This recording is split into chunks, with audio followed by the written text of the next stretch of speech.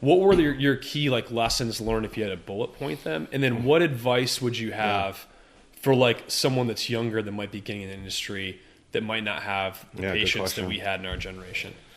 Yeah. I don't know if patience was necessarily a thing, but definitely like this, overnight success. I mean, there's so many stories about it now, but I just don't know how it would have happened without having all the background knowledge that we had. I mean, we were working crazy hours, 80 hours a week, coming in on Saturdays, Sundays, just trying to like make it by. And we always had this thing, like everybody always said, like, if I could just get through this week, or if I could just get through this month, and no matter what, it just kept getting busier and busier and busier. And we just figured out a way to take on more and more and more.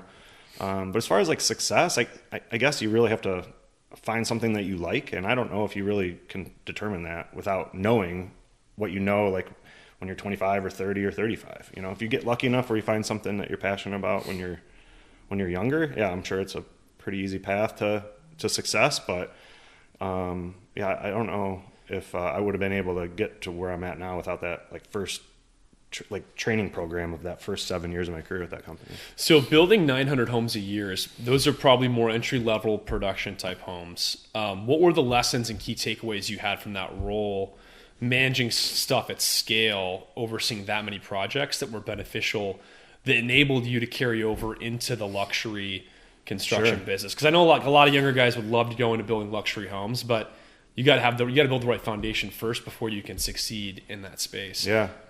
Yeah, like one of my first days on the job, there was another guy there. He was a couple years older than me, and he's in a house that wasn't drywalled. It was just framed. And he's looking around at stuff, and he's making a list. And I asked him what he's looking at, and he just said, everything.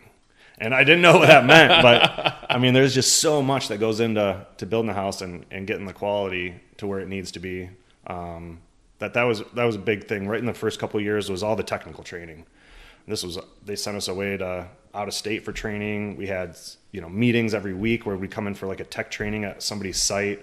We'd walk around by a professional carpenter, a professional roofer, and they would really tell us like, okay, this is why it's put together correctly, or this is why it's not put together correctly. And and when you build that many houses at a time, even if it's just like 100 a year or 200 a year, it's just, if you make a mistake in one, you make it 200 times over. And so that really kind of hit home for me when it came to like just being proactive, is you didn't want to have something happen in one house and then have it happen 200 times over. So that was a big one. And then managing people and organizing. When you have, all these houses going on, like in one neighborhood, I'm managing 50 homes being built in one neighborhood all at once. And so it's like, you can't have 50 houses in rough carpentry, because then you're going to have 50 houses in rough plumbing, and there's just not enough people to do that. So you have to learn about even flow and like how you set up a schedule, and then you manage that schedule. And if somebody misses a day, like how are you going to make that day up so that you can get it ready for the next guy? So I think scheduling, managing people, and then like that quality control, those are my three things from there for sure. Those are three critically important things in the construction business. And every day we still talk about it today, like in what we're doing. Those are the three things, like getting the right people, managing them good, whether that's our employees or our trades or our real estate agents or whatever they are, just getting the right people in place and managing them well, and then keeping our quality up, and that schedule is key. So what Dan's talking about is pretty critical. And for those of you that don't know, we always joke about it. When Dan and I met, I was also building, renovating, flipping homes. And as soon as we met, I walked a few of his houses, and I was like, dude, your quality is far better than mine. Your structure and systems are better.